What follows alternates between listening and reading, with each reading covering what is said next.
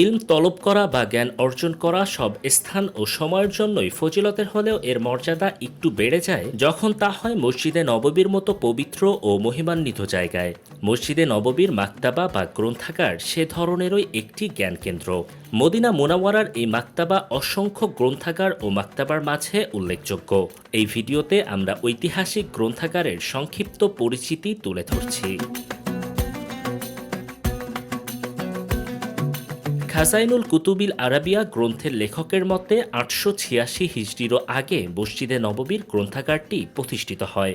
বর্তমান অবকাঠামোটি ১৩৫২ হিজরিতে সৌদির সে সময়কার আওকাফ ও ধর্ম বিষয়ক ডাইরেক্টর আবিদ মাদানি নির্মাণ করেন। প্রতিষ্ঠার পর থেকে মসজিদে নববীতে সমাগত মেহমানদের কাছে এটি অন্যতম দর্শনীয় ও আকর্ষণীয় একটি স্থানে পরিণত হয়েছে। মেহমানরা মসজিদ জিয়ারতকালে পাঠাগার পরিদর্শনের জন্য স্বতন্ত্র সময় নির্ধারণ করেন।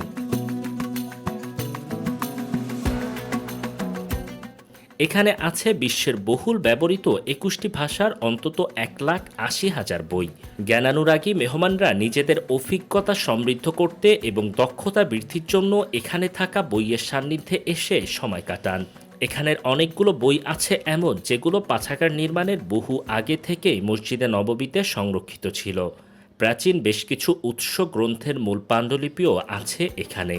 ঐতিহাসিক এই পাঠাগারটির ৭১টি বিষয়বস্তুর বইগুলোর মধ্যে সিরাত গ্রন্থের সংখ্যা সবচেয়ে বেশি। দেশ বিদেশের প্রখ্যাত লেখকদের রচিত অন্তত ৮৬টি সিরাত গ্রন্থ আছে এখানে।